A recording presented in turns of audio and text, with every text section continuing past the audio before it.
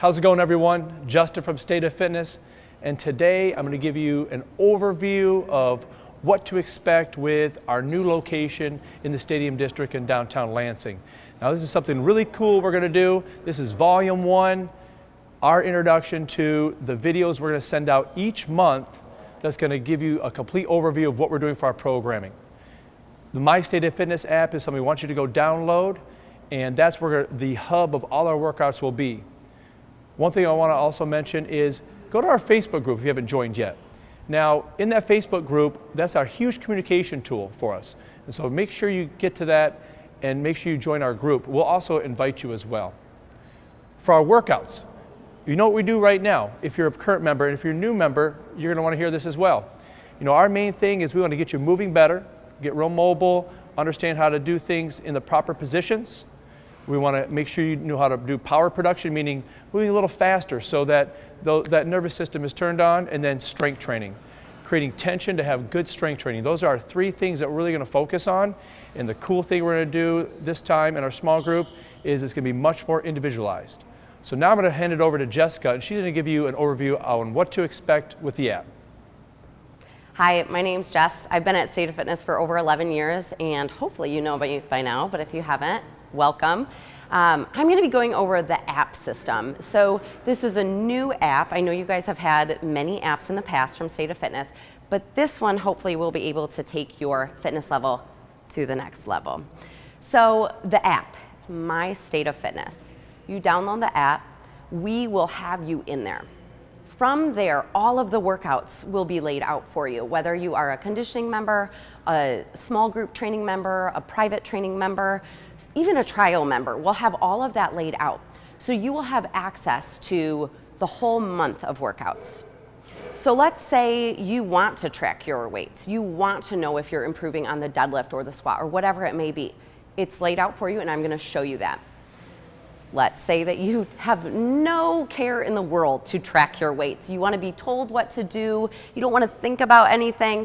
That's fine as well. Don't think that you have to do this. It's just, again, if you want to. Holding yourself a little bit more accountable to progress. Again, if you're coming in and you just want to do whatever we tell you to do, that's always fine. With the app system, though, we are still new at it. We're learning just as much as you, so please be patient as we navigate this together. And then hopefully in the next couple months, everything will be perfectly crisp and clean. So each month there's going to be a new program that you'll have full access to in that app. Each month we're also going to be emphasizing something, having a little bit more focused work on maybe single leg work, upper body work, maybe getting more strength or power development in. That's a time that we can really hone in and focus on this and really get better at it. The next month, again, something else will kind of be the focus. Now, don't get me wrong, it's not going to be just like arms and abs every day for a full month or something like that, but we will have full body work as well. It's not just emphasizing that one specific thing, but it will be sprinkled in there more. For each exercise, you'll mainly see that we have 3 options or 3 categories to choose from. You really need to focus on where you're at in your athletic career and not necessarily where you want to be. We need to meet you where you are right now so that we don't get hurt. So in those 3 options, you may see, for a squat example, that there's a barbell squat, a kettlebell front squat, and then a kettlebell goblet squat. So it may be very exciting and new to do that barbell exercise, but you may not be at that level yet to take that on. So even though you're in a session and there's one person over there doing barbell, but you're going to be doing goblet squat, that's fine. Those 3 exercises or those 3 categories are there to keep you safe and do what's best for you so that you can progress and get better in your exercise movement. Now, also, let's say that you are choosing a barbell exercise and it's going to be taking a bit longer, but yet someone else is doing a kettlebell exercise and they're going really fast. And I want to keep up with them. You don't have to keep up with them. That's one thing that we really want you guys to focus on is this is your own workout. Take your time, do what's best for you so that you're not rushing through just to kind of keep up with everybody else. So know that we're all on a different page. We're working out together, but you're still doing your own thing. So because you will have access to all of these workouts in advance, you'll be able to see which ones are best suited for you. So you may find that you want to do 2 barbell exercises in one workout. We want you to be cognizant of the time and the space. It is going to take a while to do those more challenging exercises. So you may find that on Tuesday, it'd be better for you to do that 1 barbell exercise and choose maybe a dumbbell or kettlebell option to do the other exercises with to save that time and make sure that you get your full workout in. Hey guys, Justin here again, and I'm here to talk to you about some particulars in the program that's going to be happening in our Volume 1, the first month of our small group training programs. Each month we're going to have a focus, and while we always have a full body balanced workout, we're going to emphasize some different areas. So let me give you some examples of things that we're going to be focusing on. So the squat, the deadlift, and the bench press pattern. Now what does that mean? So we have the barbell squat, barbell bench press, barbell deadlift. That's going to be that top tier move. And if you have experience in that or don't have any injuries, that's where you're going to go.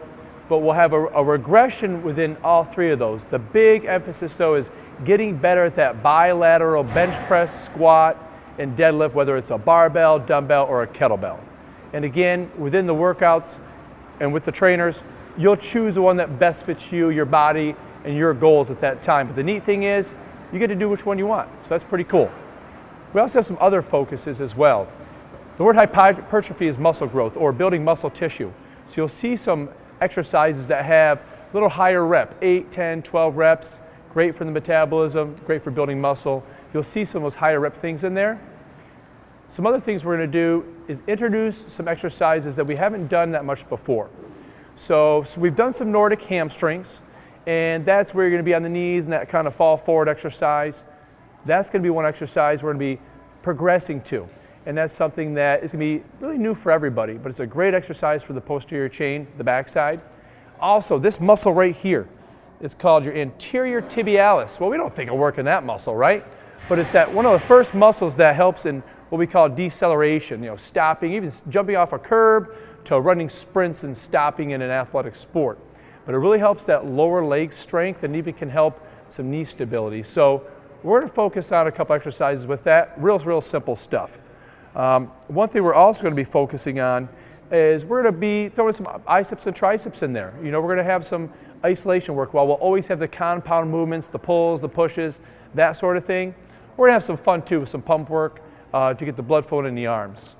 One thing that we want you to think about when you're training is an RPE. You'll see we'll say that a lot, and when we write the programs, and you'll see them in the app or in your email when we email them to you, is you'll see these letters RPE. And what that means is rating of perceived exertion. And so it's going to be how hard you feel it's going to be. So let's just say going 100 meters as fast as I can is at a 10 level RPE. It's super hard. And a 1 is basically doing nothing. So if it says, okay, 4 sets of 5, and we're going to have you go to RPE of 7 for those 5 reps, what that means is you can complete those 5 reps. It's a challenge. It's tough. You got to focus. You got to keep nice and tense, keep your posture, keep your position, but it's not terrible. It's not super hard. Say we're on a cardiovascular machine, and we're like, okay, we want you to row for 2 minutes at an RPE of about a 7 or 8. Again, it's doable. It's hard. That's pretty tough work, but you're not going to be falling off the rower, exhausted and sweaty, right? So that gives you a gauge on how to keep the intensity level throughout the workout on a particular exercise, because not everything needs to be a 10, and we don't want everything to be a 1. And there's a rhyme and reason for that within the workouts. So keep in mind the RPE. Also, it's really advantageous to have some type of heart rate monitor system, whether it's a watch, but what we like is the MyZone, because when it's by the chest, it does properly give you the heart rate that is most accurate. And so when we're in, say, a strength session with a small group or cardio with our conditioning, we'll talk about that heart rate. Hey, we want you at a 70% maximum heart rate, or your heartbeat should be X, 120 beats a minute, whatever it is. That's going to be super helpful, because that heart rate and that rating perceived exertion is, well, you want to go to a certain intensity, but also recovery. Because if you're at 90% and you want to keep going, you got to take a break, because you're not going to perform that well in the next sprint. Or if you do like a 8 RPE deadlift and you're gasping for air, you're tired, your nervous system's kind of shot, you can't just jump in and do bench presses, 20 seconds later. You've got to bring that heart rate down. So those two things I want you thinking about. So we're super excited to bring this plan to you, more detailed, better execution of the workouts, and gives you a better idea what you're really doing so you get the results you want. Now I'm going to hand it over to Jess.